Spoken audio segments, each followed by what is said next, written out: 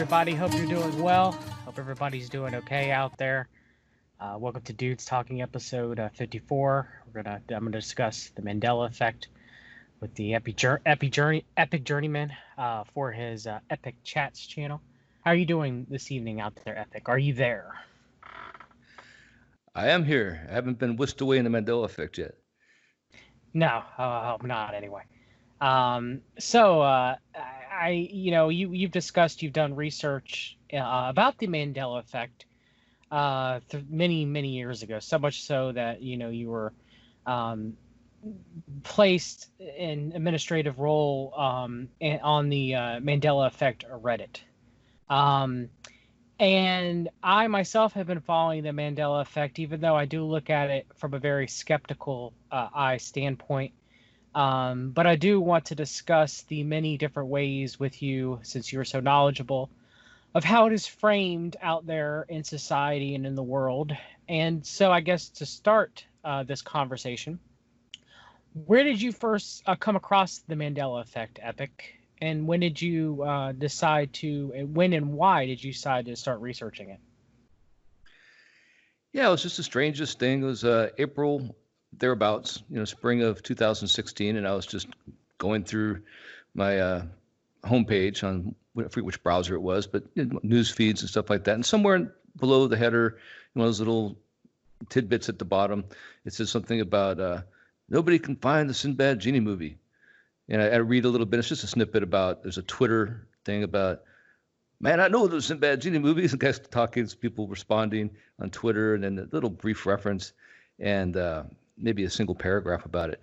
I'm like, well, that's silly. I didn't have Twitter yet. I wasn't a member of Twitter, any social media at all.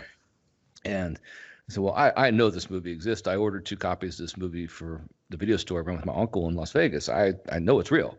So I thought, no way I'm not going to be able to disprove this. I got the goods on this, right? So I went looking around, see where else this was around, and it kind of eventually led me to Reddit, because there's a post on Reddit about it, some older ones, and nobody could find it still. I'm like, well, okay, I know this is going to be easy. I'll just call my uncle and see if we have it in the storage place or something like that, because we had the video store, and Yes, they sold the video store with the inventory, but maybe we have some receipts or something, right?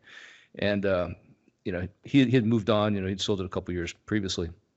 I still had the storage, and he was in Las Vegas, and I was in San Diego at the time. So I tried to arrange time for me to come visit and raid the storage, go looking through all the boxes and stuff. But in the course of this, I start researching more and more about this movie, and there is no evidence it exists, none, zero. And I have intimate knowledge of this movie, because not only did I order 2 copies of it, but I was embarrassed by the fact it was a children's movie. It was a bad children's movie too. It wasn't good at all. It started off promising. It had a pretty good beginning. I mean, really good, funny intro where the genie first appears. And I mean, it was so good, in fact, that I had watched it the night after I first watched it with my uncle. We turned it off because it was a kid's movie. I didn't watch it anymore. But I went back, I had the store duty that day, because we both shared the store, right? So we took turns and had one other employee. It was a small mom and pop store, So I went the next day and I watched that opening scene again, because it was so funny. The timing was so good on it.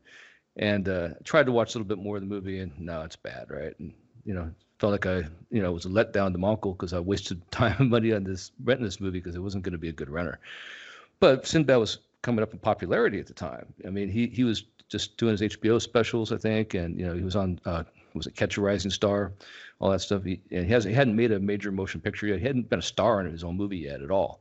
So that's why I was surprised to see this when it came up in the weekly flyer from MVC, Major Video Concepts out of Utah, that we get to order the movies from. And it was a great deal. It was like you got it for, like, to put this in perspective, a normal first run new release tape, VHS tape, was about $72. Retail for $99, let's say, but we got it for $72, and then this was like $14 or $15. So you could buy it in a 2-pack with another movie for $38. So I got one by itself and one in a 2-pack with this other movie, which I wasn't sure at the time what it was. I mean, I thought it was maybe a skateboard kid, or I thought maybe Invisible Mom at the time, but Invisible Mom came out later. I ended up talking to the writer of Invisible Mom, Walter Martell, as part of my research, actually, and I found out that the release date that's online is the wrong date, which was a great lead, but it wasn't old enough to be the right movie. But the logo yes. was the same. The logo was the same. It had a rainbow logo on the cover. and that was one of my leads. So in the course of doing this, I can't find it, and I keep reading Reddit, and this at the first glance, I'm like, well, this is silly, this whole Mandela effect thing, because it's based on Mandela dying in prison, and in the 80s, and I don't remember that at all, right? And I thought it was a kind of silly name, actually, Mandela Effect. Fiona Broom had this, she was a paranormal researcher, and at some conference, she brought it up with other paranormal researchers, and they're sitting around talking about it, and that's how it was born. But it's a name that's used for anything that happens that is contrary to the provable reality, but a large group of people remember. So it's not just you remembering something different, it's a large group of people also remember it the same wrong way. The first one that got me while I'm still researching it, and I'm looking for this movie, and I'm still just kind of lurking. I'm not a member of Reddit yet. I'm just lurking and reading. So this is still in spring, is the VW logo. And the VW logo is not connected anymore. It's got this big gap between the V and the W in the center. And I'm like, oh, that's not right. And that's the first way it got me, because I know for a fact, my good friend Mark, he restored his 1962 Beetle back in, might have been 61 Beetle actually, but back in 1987 or so. And he broke that by accident when he took everything apart. We did the motor and everything. He took off the logo off the front of the hood, right? So he had to go buy a new one, and he ordered one. And the first one they gave him had that little tiny seam in it. It wasn't big; it was a little tiny seam. And it was from Off-Road Warehouse in San Diego. I can remember where it was. And he said, no, not that one, the real one, the one from the original, 1961 Beetle. And a couple weeks later, he got it. No break in it. He got it. Now, did they make that from, some other third party, or is that the real one? I don't know, but I know that at that time, definitely it was connected. And I even remember some conspiracy kind of stuff work done by Freeman, the Freeman perspective, where he makes this analogy way back years ago about the actual VW logo being Vav, from the Hebrew, and the three V's intersecting like that makes 666. So he wouldn't have made that analogy if they didn't cross. You know what I mean? So there's kind of they call that residue in the Mandela Effect community. But anyway, that was the first one that got me. Then, of course, Chick-fil-A, because we used to always joke about it being chic-fil-A, right? Because it was yes. Yeah. So I'm like, and one day I was walking with my sister. She lived in Temecula at the time, at this mall in Temecula. And all these things kind of hit at one time, where I'm walking the parking lot, I see the VW logo. And somewhere along the line, we saw Chick-fil-A with the K, then JCPenney spelled wrong. I mean, these are all logo things. And it just hit me that, this is there's something to this. This is real. And it got in that sense of, what do you call it, cognitive dissonance there for a couple minutes. So I went back, and this is in June, and that's when I joined Reddit. And I wrote up my first post. Not my first post. My first post was about it being a psyop, actually. It got deleted by the moderators. But my next post that was a pretty lengthy post at the time was, for me anyway at the time, was Sinbad Genie movie complete analysis. And I wrote up everything at the time that I remembered about the Sinbad Genie movie. And that really took off, actually. It got a lot of attention. So you take it from there. Okay, so some people have a counter narrative to that epic, and that people are just misremembering Shaq's movie Kazam at that time, and just misremembering Shaquille O'Neal with Sinbad, and in doing so, people are just confusing the two movies together. And now the counter narrative to that is my father was a very big Sinbad fan. I remember he had a cassette player, and he would listen to Sinbad Brain Damaged on it. And my dad went to see Sinbad on a few of his comedy tours, and I remember as a kid watching Sinbad's. He had a very short-run television show. I think it was just called the Sinbad Show, if I remember. That was on Fox. And then eventually watching First Kid, and going to the movie theaters to see it with my father. It was not a good movie. But my dad was a very huge fan of Sinbad and his comedy. I remember infamous, I'm gonna get my belt, and everything like that. Talking about his father. Sinbad talked about his father. So, for me, I, I could say that I remember Kazam and I remember Shaquille O'Neal. All right. But I can also kind of remember them making a Sinbad movie separate from that, kind of like a B movie version of Kazam. Now, I don't know if it's just me misremembering it. I don't know if it's just me equating the two, because that's what most people say with the Mandela effect. And we'll get to what, how they manipulate. Like if you Google Mandela effect on Google, it just brings you up to false memory, and false memory is kind of like a trigger. And we'll talk about that. Why doesn't it just go to a separate Mandela effect page on Wikipedia? And I find that very suspect. But one of the certain things that I've always raised an eyebrow in, things that I remember, like Bear-Steen Bears instead of Bear-Stain Bears. I remember having the Bear-Steen Bears books when I was a kid, but it could just been misremembering. So what do you say to those people? And then we'll circle back to furthering your investigation on trying to figure out if the Sinbad movie was a real movie. Yeah, so at the time when I first joined Reddit in 2016, that became kind of the hotbed of activity for the Mandela Effect. There's only, I say only, but 26,000 subscribers, I want to say, basically at that time. I think it's up over 150,000 now, but it wasn't still a mainstream thing. It hadn't really, caught on like it is now. There's one or two videos maybe out there on YouTube, a couple, but it wasn't like it is now, or it's flooded with them. And what the people used to say, the moderators at that time, and a lot of the skeptics who kind of really ran the roost on the Reddit subreddit rather at that time would be, yeah, it's all confabulation and false memories and all this stuff. And of course, the people who experienced it would say, no, how could anybody?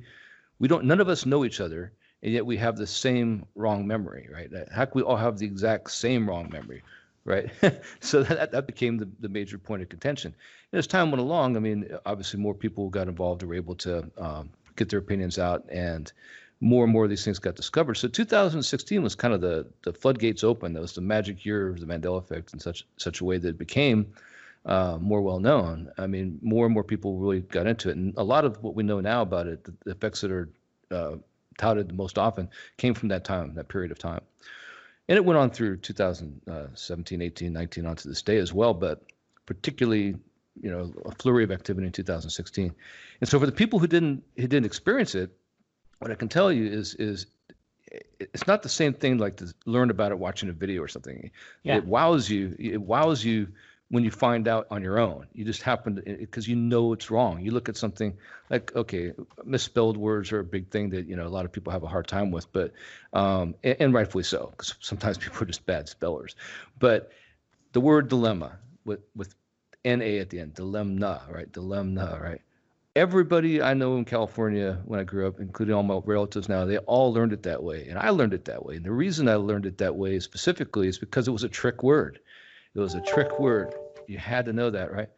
And so you can't tell me it wasn't that way and that I didn't learn it that way. And not only that, but everybody else I know knows it that way. Well, how do we all remember it wrong then? And I didn't give you the etymology of the word and say, yeah, it means ram's horns or something like that, and that's why it's spelled that way, and all this other stuff. That is not a convincing argument to the people who experience it. Or another one, a good one might be something like Stouffer's stuffing. Stuffing. Now, the people who remember this, they remember it. I'm one of them. I'm totally one of them. I got sent back to the store as a kid for bringing the wrong stuffing home. I got the Kraft stuffing. Oh, my mom was mad, right? I had to go back and get the right one, right? So that's a pretty vivid memory of mine. And it was Stouffer's. Now, and to this day, I remember that being the far superior stuffing mix. Well, supposedly it never existed. Well, that's just not possible. You know what I mean? So for it to happen to you, things like that happen to you. And that's the basic premise of the Mandela Effect. It happens to you. It's not something you go looking for. It happens to you. And in modern times, I mean, one of the things that got people going, for example, is the missing hiker emoji, right? I mean, that's something that's relatively new. It's a millennial thing or beyond, right? It's not something for us old fogies like I won't say. I won't put you in that category. I'm an old fogey, but yeah. So that's something relatively new, right? Emojis have only been around since the emoticons since the 90s, I want to say. So Where'd that go? They could describe it. Everybody can describe it. The guy with the staff and the shorts and the hiking boots on, walking along the Yeah. trail. Never existed. Never existed. Doesn't exist. So depending on your generation, some of these things will affect you harder than others. Like a lot of people who are big fans of Kurt Cobain, his missing pink fluffy feather, or not really feather, but whatever you call that kind of jacket, right? Kind of just a fluffy jacket with a kind of a hair jacket or something like that. It's really fluffy, like almost like a mink stole almost kind of material, but kind of obviously grungy, right?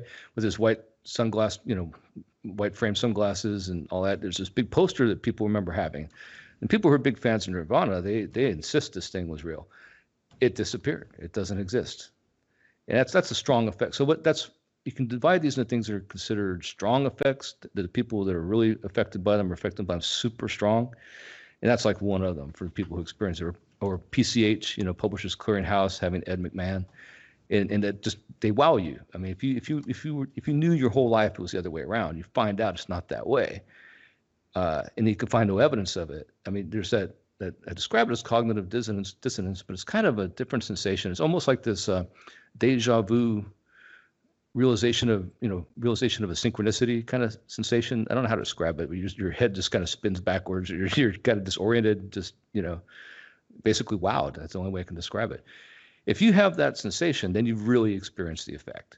If you haven't had that sensation, you just thought about it, basically materialized it in your mind's eye, but you haven't really had the experience. The experience is actually something that happens to you. And that's why they call it an effect. So that part of the terminology I agree with. They should call it an effect because it does affect you. It affects you when, but it's the effect that it has on people. Mandela Effect, I wish they'd give it a better name. But yeah, so that's kind of it in a nutshell. Yeah, my wife is a huge Nirvana fan. She was, she don't really listen to them now, but when you're a teenager, you have different tastes in music. I was a Linkin Park fan. Please don't, destroy me in the chat for enjoying Linkin Park. It was a sign of the times. All right, I grew up and I was a teenager in the early 2000s. But that feather boa picture that you're talking about of Kurt Cobain, right? Like she swears that that's a thing, because she loved Kurt Cobain and knew everything about him and everything like that, and when you go look it up, it's not there anymore. And maybe she was misremembering Kurt Cobain as someone else, but one of your things that you mentioned is how could all of these people misremember the same event, or there are something being spelled, if it's just one or two people, that happens all the time, right? And of course, you and Jimmy Jean from Into the Microcosm have talked about like agreement realities. Everybody has an agreement reality that, for example, the spelling of Chick-fil-A, of how certain people remembering it with the K and some people remembering it with not the K.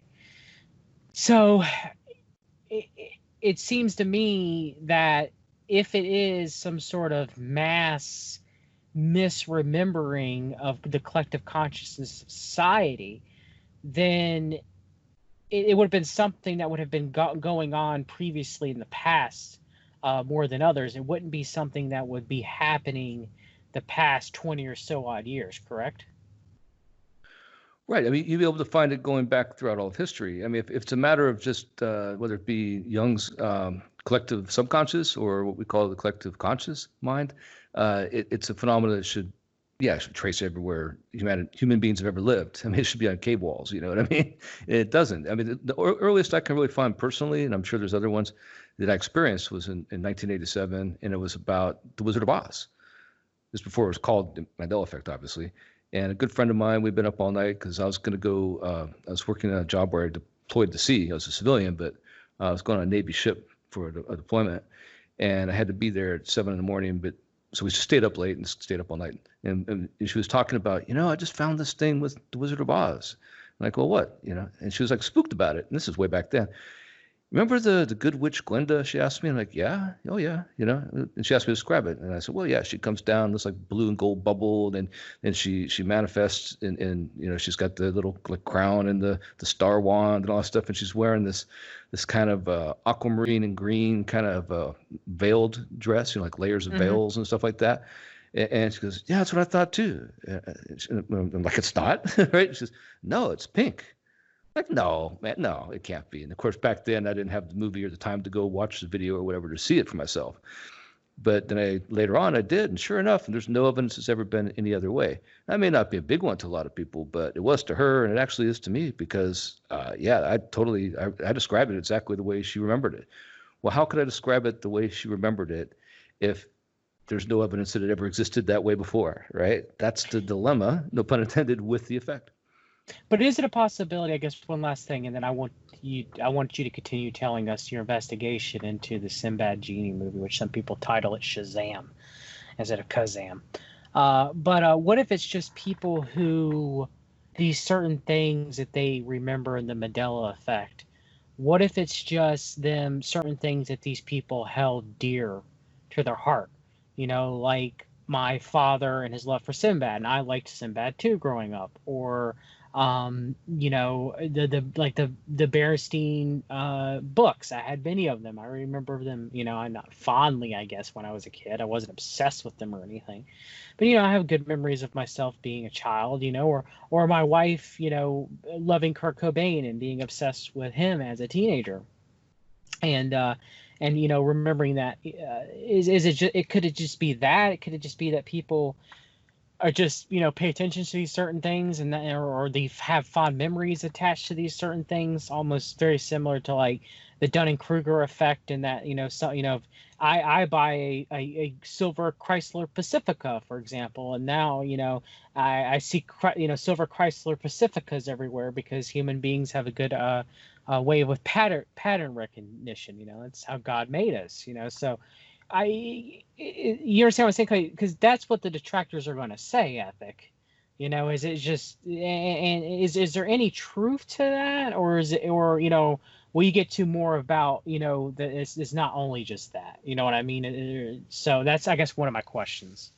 Yeah, if you take an unbiased view of this, and I always have tried to, you'll see things that are examples of that, of confabulation in particular, and you'll see things where the skeptics will often bring to the table examples of psychological tests that have done in the past, where you'll show people pictures of a mall and tell them they were, lost in the mall, and if they could recount the experience, being with their aunt or something, it's a power suggestion thing a little bit, and then the confabulation aspect kicks in, and the subject goes ahead and fills in the blanks, and that's something that everybody kind of does. It's not just pattern recognition, but it's we only see, I think that they have estimated 5% of the things around us at any given time.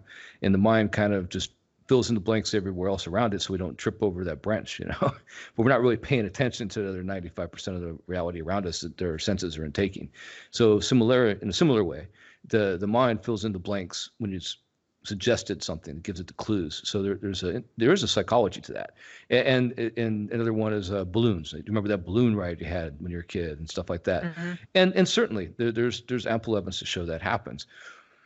That is not the same as let me show you the difference. Like, so in a true Mandela Effect way, what'll happen is you'll say, tell me about that balloon ride you had.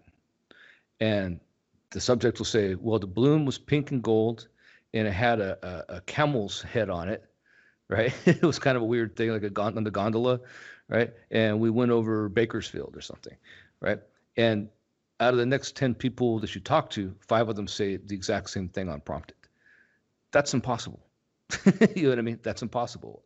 They either were in that balloon. There was no suggestion. They brought that up on their own, and that's the undeniable mystery behind the Mandela Effect. That's the one thing that you just can't really describe, and you can't discount it, because in the Sinbad Genie movie is a great example of that, because people who remember some of the plot details remember the exact same plot details. So that's not something that, and they're so different in the movie Kazam. Maybe it's a good point to circle back to that. Yeah. So the difference right away is that, first of all, the Sinbad Genie movie came out earlier, came out first. It was before Kazam. I ordered Kazam. I remember ordering it. So I remember getting the Sinbad movie first. But the second thing about it is it was a family movie. It was a kid's movie, and it featured 2 children. It was the older son and his young sister, who's probably like 5 years old. And and the single dad, either recently divorced or a widower. And I got the impression that the mom had died. I mean, I don't think that was ever specifically said in the movie. It starts with kind of like moving van out front, moving in the house or moving things out of the house. There's moving going on, and that's where these objects come out. And this sea chest is among them, or not a sea chest. It's not really a sea chest. It's a what do you call it? Steamer trunk. And there's all this stuff in the steamer trunk. And among the stuff in the steamer trunk is this lamp, right?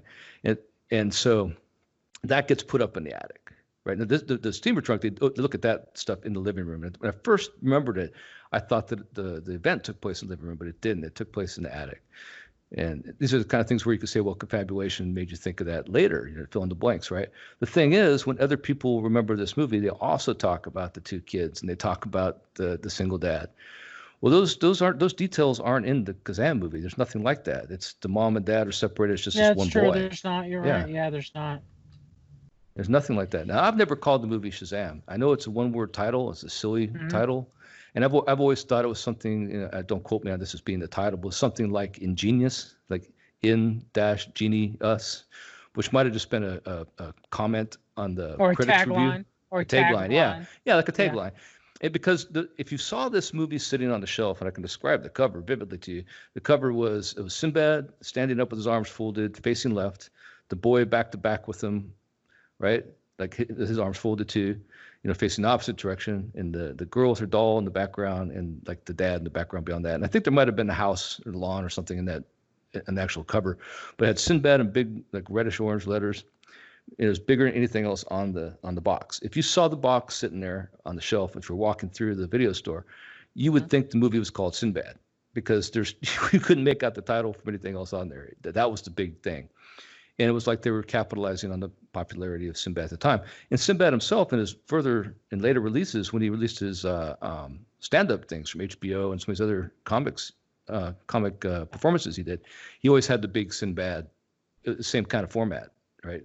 And I think, as far as I know, this is the first time that I know he had that. But yeah, so I made a reproduction of that cover and put it up on Reddit and stuff, and ended up getting some play on the Moneybags channel and stuff. So people were aware of it then. But so to go back to the Sinbad, the post affected things. Back then, people really got involved live time, and that was more involved in the post itself, was the banter that went on in the actual comment section.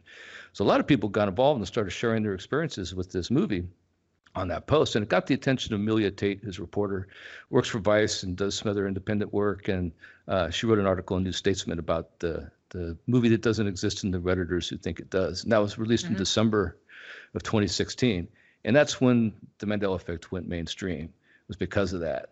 I mean, it really made it take off in a way it had never before, but it was because of the comment section of that particular post. And one of the things that was cool about that I thought was really great was not only some of the descriptions people had, but the fact that up to that point, none of us have been able to find a picture of Sinbad, anything that looked like a genie costume at all. None of us could. And this one user called Harold 2K, he's from South Africa, I believe, found it on eBay China. He found this promo photo of him, and for all practical purposes, looked just like a genie costume. He had the turban, had a purple vest on, all this stuff, and we got really jazzed about it because that was the first time anybody had ever found a photo like that. And he talked to Sinbad on Twitter. He actually contacted him on Twitter, and Sinbad didn't remember it. Sinbad's really active on Twitter. He's a cool guy. I've talked to him numerous times on Twitter, and he's a really cool cat, man. He is. So he comes back and says, well, I don't remember that. And about an hour later, he does. He remembers it's actually a time that he hosted a TBS special for Sinbad the Sailor movies. It was Sinbad and the Eye of the Tiger. That was going to be one of my questions. Yeah. So we thought we had it, man. We thought we had it. That's a good time a little later, something to say where, just like I thought I had it too later on, something from my research. But it was really cool because you can see how things work on the internet. Nobody had ever found that photo before. That photo didn't exist before. If you looked any search engine, you could never find anything like that. The only reason that this Redditor found it was because he was not looking for Sinbad as a genie, really. He was looking up for just Sinbad memorabilia, basically, and found this, right? This little signed promo photo. Well, now if you go look on Google or you look on any kind of search engine, you'll find that. It's like one of the first things you find. And skeptics will come oftentimes to this phenomena and say, well, no, it's right there. You could have found it on the internet the whole time. No, not until that user, give him credit again, Harold 2K, found it. So now you can see that because that was found, now it's in the lexicon, so to speak. It's available for anyone. But it wasn't always. And that's how the internet works. The data goes into it. The data doesn't exist until it's put in there. And that leads a lot to what my hypothesis about what a good portion of what the Mandela Effect is relates to that, at least the technological aspect of it. But I don't know if you want to go more into continue with Sinbad some, or go off on some of the more novel theories. Let's continue with Sinbad, and then we'll circle back to some more of the theories, probable theories of the Mandela Effect. So, you know, in the new Statesman article, Amelia Tate, you know, they do talk about you and in your journey to try to discover the movie, the Genie movie that Sinbad is. And of course, Sinbad seems to be very cool about talking about it. You know, he's not some stuck up, you know, celebrity. Like you talked with him. You know, he seems like he's kind of, you know, he seems like he seems to roll with it, you know, and everything. And so continue on your story of you trying to vet this out as an investigative journalist and try to, you know, come to the conclusion of whether or not it existed in Epic. Yeah. So at this point, I mean, I've never been swayed otherwise. It's a real movie. I know it's real movies. Now the game's on, right? I know it's real. So I start investigating everything I could possibly find, whether it be in the library, whether it be on the internet. Obviously, the internet's more available, more accessible. So there's a lot of stuff there. But you start making all these connections, and in the process of this going on, that's when that New Statesman article came out. I was probably at the peak of my investigations at that time, and it was way more popular than I expected it to be, to the point that I was kind of paranoid because I was getting phone calls for interviews from like heavy hitters, right, in December. And it's right before Christmas. So that's the bad thing. It's like that time of year, right? Or it might have been right after Christmas. It might have been December 26th. So it was late December. But the point is that now that I got the BBC wants to interview me, and then I accepted, and Norway TV and all these other things. So now I want to make sure I get as much evidence as I can, because I'm going to prove, I'm committed to proving this movie exists. So the first thing I do is I make a trip out to Las Vegas, and I go back to the old location. I filmed the whole thing, and I go back to the old location of the video store, and I'm determined to find the people who, you know, bought it, because I want to find it in the inventory. The movies exist. If I can find the people who have who bought it, then I can find out what happened to it, if they sold it or if they have the movie still. So I go there, and it's turned into a Vietnamese restaurant. They took the suite next door, which was a Mexican restaurant, and our suite, which is the corner anchor. And it's funny because the Vietnamese restaurant has the night drop still on the side of the building where the video store used to be, which I thought was just an awesome thing. But I go in, I start talking to the people that reside there, the tenants, and if they know what happened to this girl, because my uncle gave me the name of this girl who was one of the owners, the new owners, right, that bought out the store, and nobody knows what happened to her. Nobody has any contact information. They remember her, right? Like, oh yeah, you know, and remembers maybe the family, but they don't have any information. So it's kind of a dead end. And I go from there, and I go to the storage, and man, my uncle had like several storage units, and they consolidated them into one, so everything like stacked to the ceiling. Went through every single box, and I finally found, to my surprise, like almost every receipt. I didn't expect them all to be there, but I found like the majority of receipts through a series of boxes, and took them back to his place and just started sorting through them all. We were hoping to find the rental log, because back then we didn't have a computer. We rented everything by hand, and we had a classification for the tape, and we used to joke with each other if we could. That's how obsessed we were with the store, is we could try to identify the movie as a game we played by the designations. If I went C183, my uncle would go, you know, quick change, right? With Bill Murray, right? And this movie, I could have swore was like C143 or something like that. So I'm looking for any evidence of that, and I'm looking for the rental log. No luck on the rental log. No luck at all. But we go through the receipts, and all the stuff from NBC, which is Major Video Concepts, which is the distributor that I ordered it from. And I can't find it. Now, the irony is that it turns out 1993 is missing entirely. We have every year except 1993 and a couple months in 1994. And that is the time when I remember buying this movie, right? And it's like, it's just another stumbling block. Like, what the hell, right? But it did find the receipt for Kazam, you know, which was later, it was 1996. And Everything else seemed to be in order, and certainly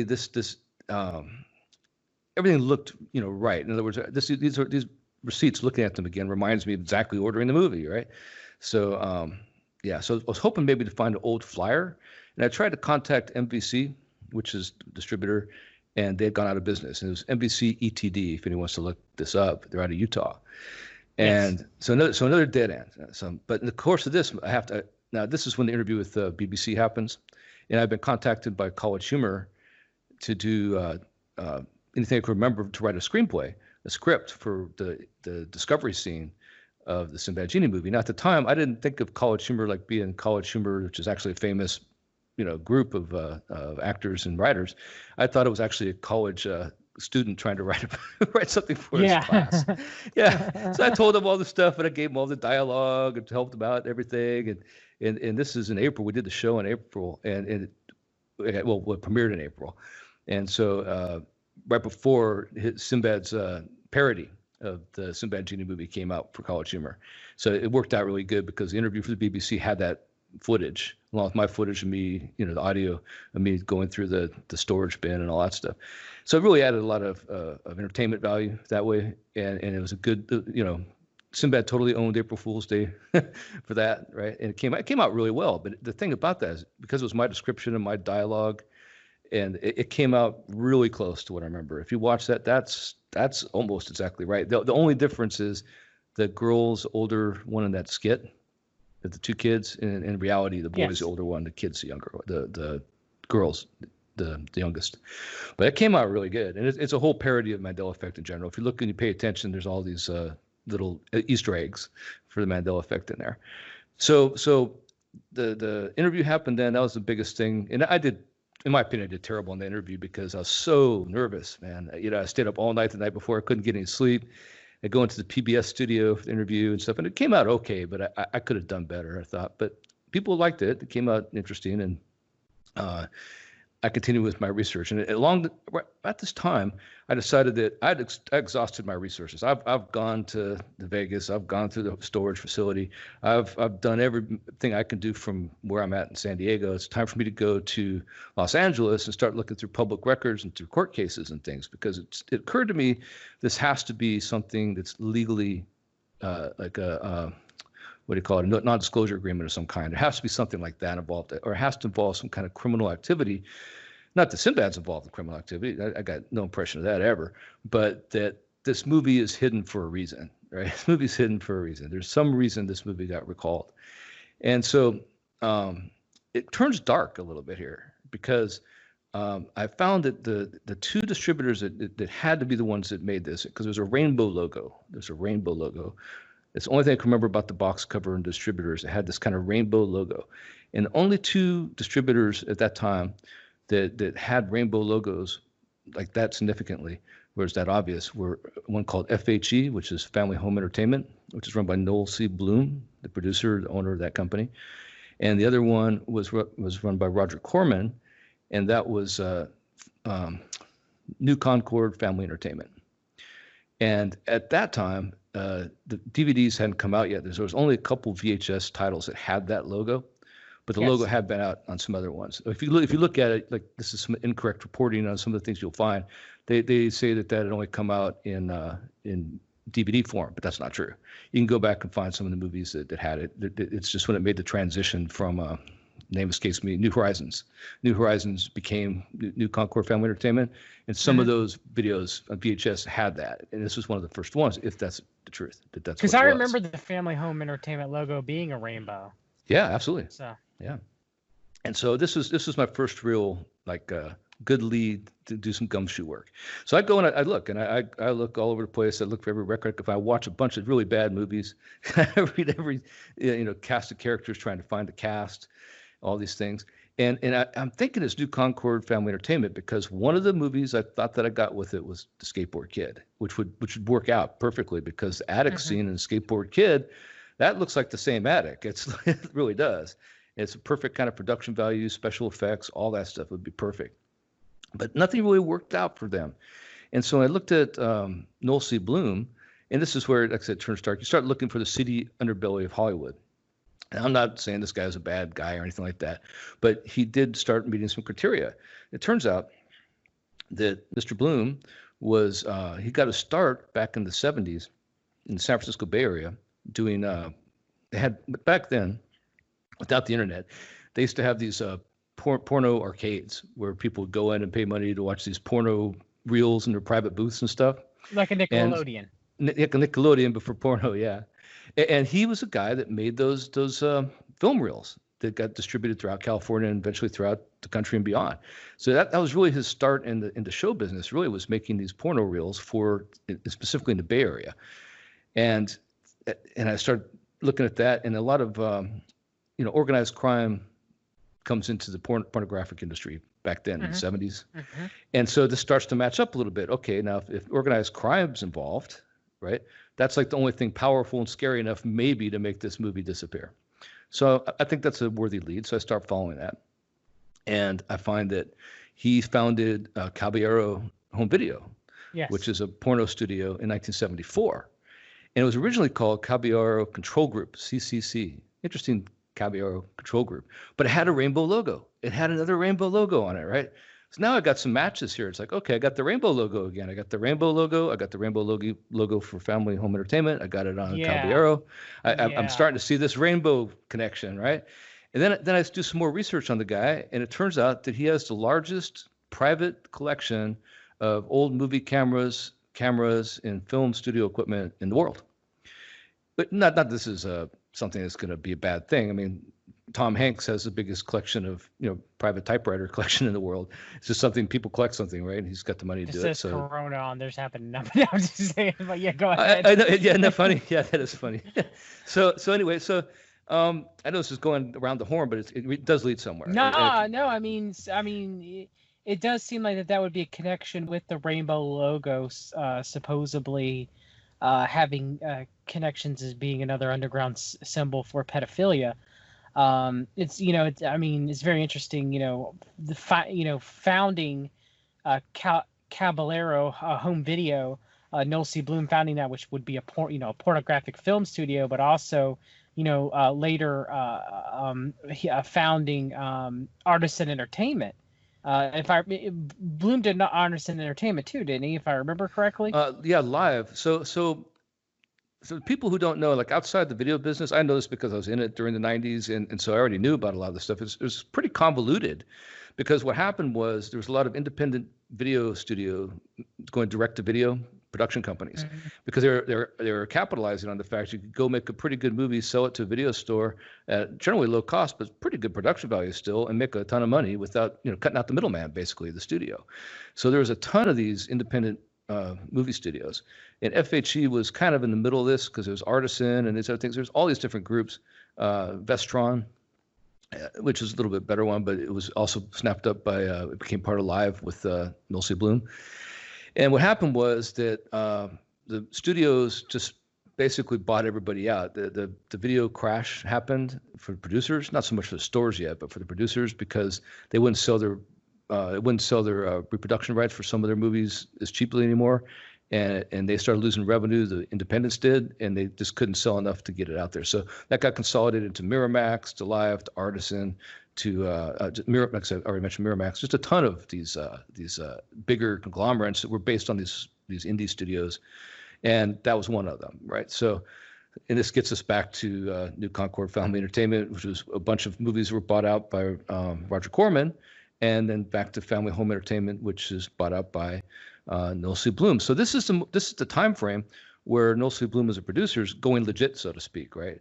Now it's debatable if you can call Caballero as adult film thing being legit. I'd say not yet, right? But he goes from there to kids movies. Now I guess he had to change of heart or whatever, but he stayed involved with Caballero too. I mean, that was his main moneymaker still, and he got into better and more meaningful movies. Well, about this time. And this is where things got interesting to me, and this is why I reached out for a private investigator. About this time, I had an ill-funded GoFundMe campaign to get a private investigator because it's just got too much for me to go beyond where I was at. I didn't have the resources personally to just keep pursuing this. But where it went was, and this is where the leads went, and I'm just telling you where the leads went, and this is where I stopped. And it's kind of, you get an exclusive here because nobody really knows this yet, not that many people anyway. And so what happened was that all these leads are pointing to it. It's got to be Noel Bloom. It's got to be Noel Bloom. It has to be. I mean, everything's tying to him. I mean, to be the logo, the circumstances, all these things, all the people involved. And it turns out that looking at what I recall about the Sinbad Genie movie was that it didn't look like it was like necessarily current for 1993. It looked like it might have been filmed before that. You know, so it could have been filmed earlier, like 89, 90, 91, but just got released. And not saying for sure it's 93 because I can't prove that either, right? But that's about the time I'm pretty sure that I got it. And so I'm thinking, well, what would make it stay off the shelf? And it turned out this merging of all these independent studios and going into live and going all these other, like some Miramax, all these Artisan. That's exactly the time frame this would happen. So this would be something that was sitting on the shelf, and maybe never got into post production. That it was just somebody had in their inventory and never really knew what it was. It never went through proper editing or post production. It was just a work in progress, right? And this started to make sense to me that okay, now somebody happens to look at this movie and finds out Sinbad's in it at the time when Sinbad's career is escalating, and that the people involved aren't, they don't have the rights anymore, and they can release this movie and take advantage of making the quick buck off of Sinbad, right? So his popularity. It makes sense, right? I mean, it totally makes sense. Yeah. So I'm like, okay, this leads me to where it gets interesting and scary, right? Is that there's this guy that he had been working in the industry for a long time, but in music, signing music people. And he had signed the Eurythmics, he had signed Duran Duran, he had signed Menudo. And there was some controversy about Menudo and Michael Jackson and what's his name, Ricky Martin, right? Because Ricky Martin's had photos of him when he was 12 found in Michael Jackson's closet, right? Like when Michael Jackson died and stuff. I don't know if it was when he died, but it was just some kind of search thing they did. He had these photos of Ricky Martin, and Ricky Martin says he was never, sexually assaulted by Michael Jackson. But the common link was this guy, because this guy was hired by Noel C. Bloom to be the distributor and in charge of the film distribution, the video distribution stuff of live entertainment, slant, family, home entertainment. And his name was Jose Menendez. Now, if that name sounds familiar to people, it should. Jose Menendez is the man, along with his wife, Kitty, who was murdered in August 20th, 1989 by Lyle and Eric Menendez, the Menendez brothers. Jeez. Yeah. So now you can see why I want a private investigator and I wanted to get some help on this, right? Like, okay, if this is for real, right? This starts to make sense because they didn't get apprehended until 1990, but their trial wasn't until 1993. And it was the first televised trial on court TV. Became like the first reality TV show in a way, right? People were captivated by this. So now we're looking at the time frame. 1993 is the trial. The distributors, Jose Menendez. The film, which may be forgotten all this time, is in his custody, potentially, when he's murdered. Now, okay, 1989 to 1993 seems like a long time, and it is. So how would this movie manifest itself? Well, I never did get the, like I said, it was an ill-fated GoFundMe campaign. So I started looking on my own. And I don't like looking at gore and crime scenes and things like that. And it really bothers me. I feel it, like my stomach turns and stuff. I just don't want to see that stuff. But I started finding all these files. I mean, all these old movie crime scene photos the police made of the Menendez murder scene. And while I'm looking at this stuff, and I thought I had it. I did. I thought, this is it. I finally solved the case. This is it, right? There's a camera pans around the room. There's a big screen TV on now. Jose Menendez is on the couch. He's dead. And he's in front of the TV set. And the TV set's one of these like rear projector TVs that were popular back in 1989. So yes. It was his home theater. So you're seeing it from a slant perspective. So you're not seeing it full on. So you can't make out. You're gonna have narrow images as opposed to full on image. But right there is a character wearing the flowing like silk Genie outfit with a turban. Like, oh my God, I found it. Like, I'm just so jazzed. I found it, right? For a minute, I thought I had it. And I looked some more, and it looks like there's two kids in the background and like on the stairwell, like maybe go up the attic. Like, this is it, this is it. Well, it turns out I had to slow down, look at it some more, do some more stuff, let my excitement tone down. And it ended up being that I think it's a medieval movie, and it's actually the girl in the front, some horse ran through the street or something. And it's like, okay, it can't be it. It can't be. But I was so close, and it made so much sense. And actually, in the context of what I found was, it made perfect sense that this movie was only distributed to, say, 300 vendors throughout the country. Like maybe there's only 300 tapes even sent out to people before it got recalled. And if this did have crime connections, organized crime connections, because of something in the movie that is incriminating, it wouldn't take much to send, a couple goons out to all these different independent video stores, because you had to buy it from a distributor, right? And just rent them and wreck them or never bring them back or destroy them.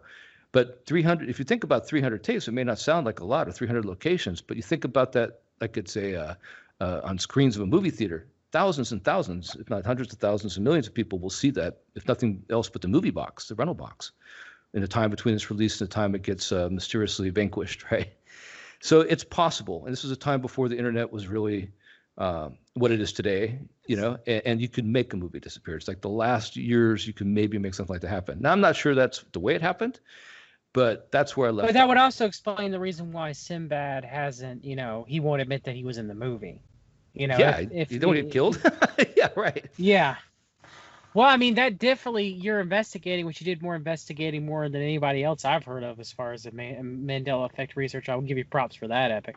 But I will give you props that it did turn out a very seedy underbelly of Hollywood, of the left side of the world order, that's not really talked about.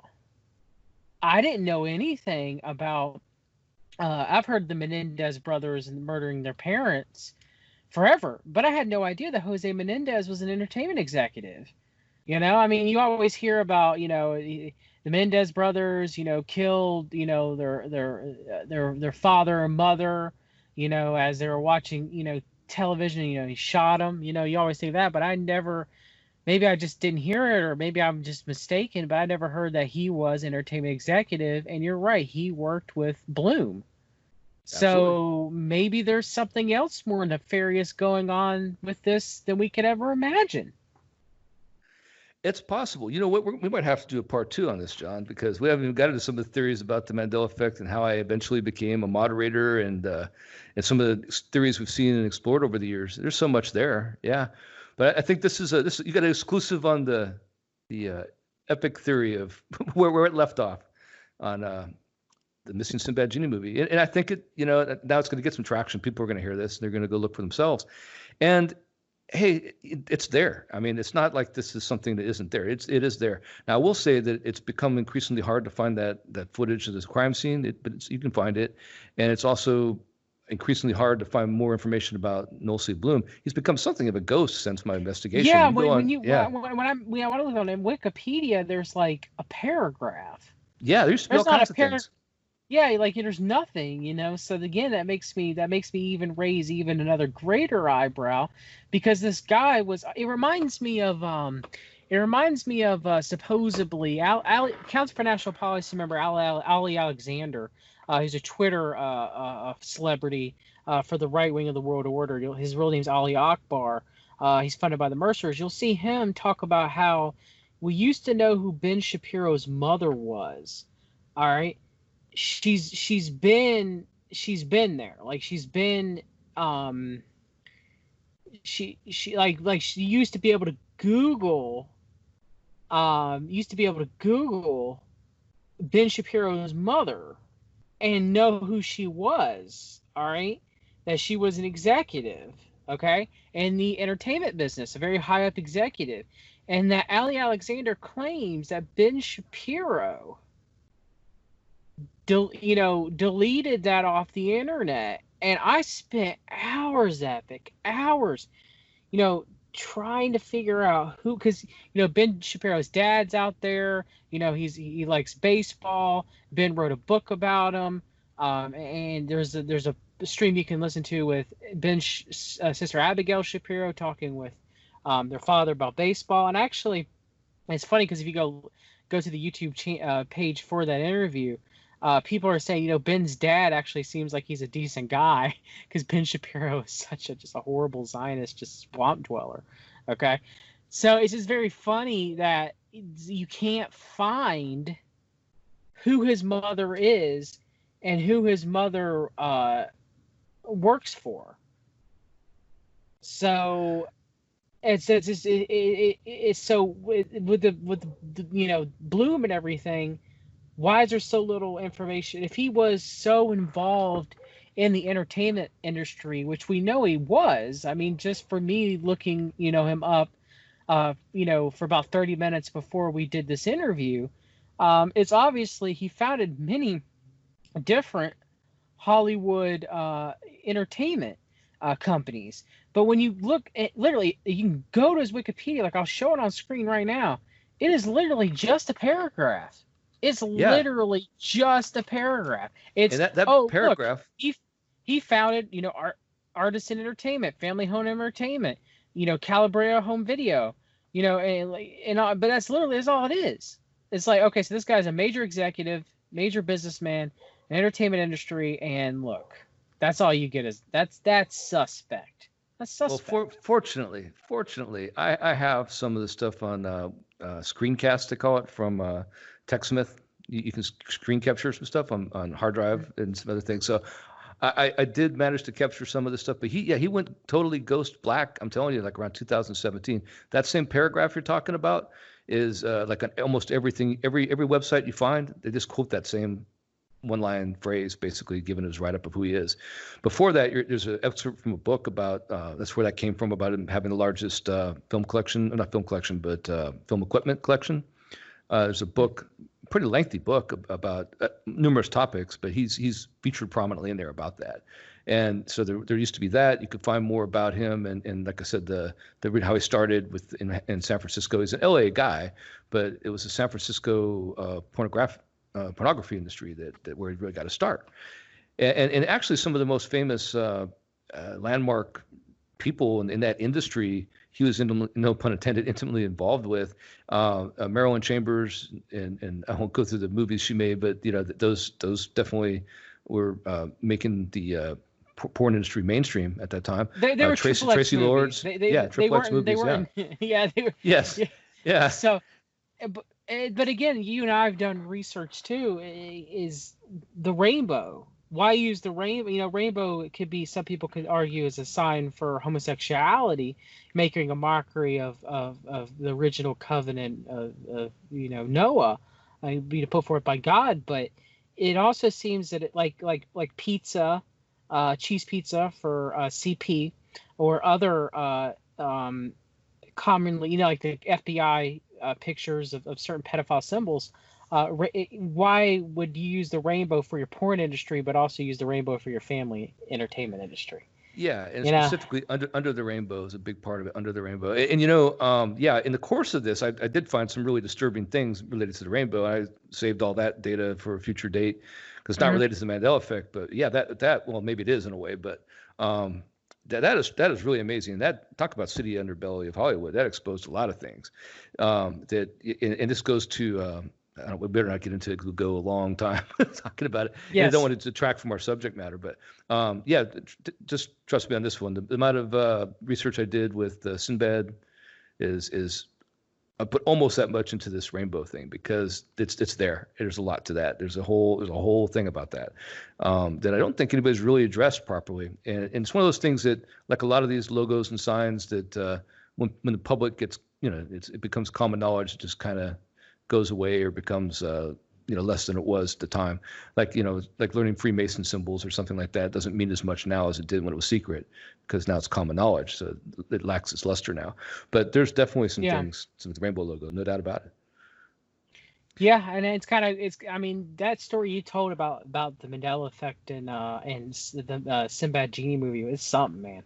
It really is. It really turned a dark turd. It went from a man trying to figure out, and I know I had this movie, when I worked at my, uncle's video store, to like the city underbelly of Hollywood, Completely, yeah. And And I did reach out. I reached out GoFundMe account. I mean, 'cause I knew what I had. You know what I mean?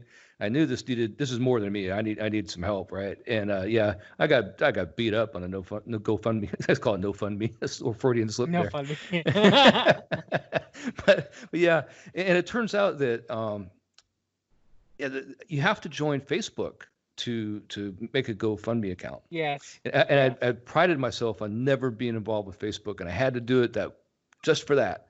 And yeah, I was happy to take it down when I got such a reaction, such a negative reaction. You know, if I had a bearded dragon lizard at the time, if it broke its leg, I would have had $10,000 in a day. You know, but trying just to, what happens to Sinbad Genie movie? It might help me find that's all I was trying to do, is get a private investigator to put some time in on this. Well, so now that it's out there, yeah. Hopefully we'll be able to, so we'll get down to the bottom of Bloom and everything, because now you got me interested on both parts. You know, does the movie exist? Was it taken away by the mob? Was it truly a Mandela effect? Or did it have incriminating evidence on it? You know, now we got a theory separate from the Mandela in a lot of ways, of things that could explain exactly what happened. But yeah, Epic, I definitely want to thank you for coming on, brother. And I definitely want to have you on again for a follow-up on the Mandela Effect, if you don't mind, for us to discuss more theories associated with it, since you are one of the foremost researchers into the Mandela Effect. And it is very interesting to have you on. I want to thank you for allowing me to interview you about it. Well, thanks for having me. It's my pleasure. Yeah. Okay.